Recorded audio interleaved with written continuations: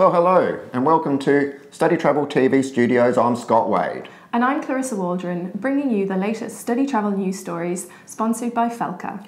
The headlines this week. Nafsa research highlights student value. Cambridge English offers student test. And class conference focuses on mobility issues. So Scott, the value of international students is in the headlines again. Well, yes, according to research released by US body Nafsa, overseas students at higher education colleges and universities in the USA contributed $37 billion to the US economy between September 2016 and August 2017.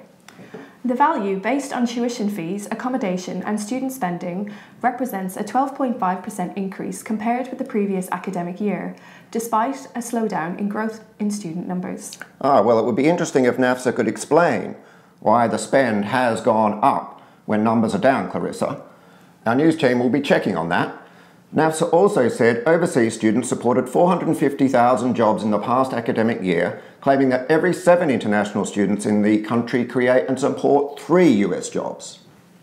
Cambridge Assessment English has also launched LinguaSkill, an on-demand test designed to give organisations and institutions a fast and accurate measure of students' language ability, providing results within 12 hours. Moving on to the student accommodation sector, the Class 2017 conference was recently held in Portugal, focusing on mobility and student housing issues.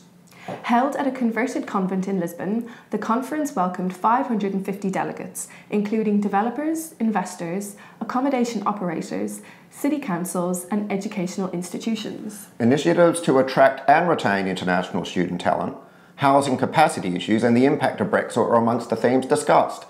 Jen Rankin of Study Travel magazine said the networking dinner in the Botanical Gardens was pretty impressive. It sounds lovely. ST magazine were there as a media partner and the convent venue itself was very, very nice. And now for a roundup of some of the other stories this week. ELS Educational Services has launched a new vacation English programme at 3 locations in the USA, available from January 2018. Global pathway provider Study Group has announced a new 5-year partnership with University College Dublin, assisting the recruitment and transition of international students. Pathway programs are definitely the growth area of our world.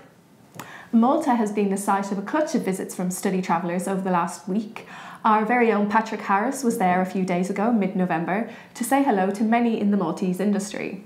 And ST News editor Matthew Knott, the new Svengali of study travel, is currently in situ for the QE events taking place over the next few days. UK-based Seoul Language Schools has launched a new programme for the summer of 2018 called English Afloat. For those who are hearty souls and favour a good piratical song, students will learn English on a cruise, studying on the ship and taking excursions in various locations. Aye, me hearties. Aye, aye. There's good news for the international students in the Canadian province of New Brunswick, as they'll now be eligible for the Medicare if they're studying full-time in post-secondary education. And the inaugural Malaga Education Week will take place in January 2018, focusing attention on the study travel industry, on the educational wealth of that Spanish city and dovetailing with Study Travel Alfie Spain. In Grapevine this week, you can see photos from the aforementioned class conference, Study Travel's visit to CIAL Centre de Linguas, and a dinner reception held by German language school Humboldt Institute. Well, that's all for this week's news. If you have any feedback on this broadcast or life in general, let us know. Thanks for watching. And for those of you who have had your heads down working very hard, well, it's heads up. It's only 4 weeks to Christmas and time to do some shopping. Goodbye until next time. Yes, goodbye.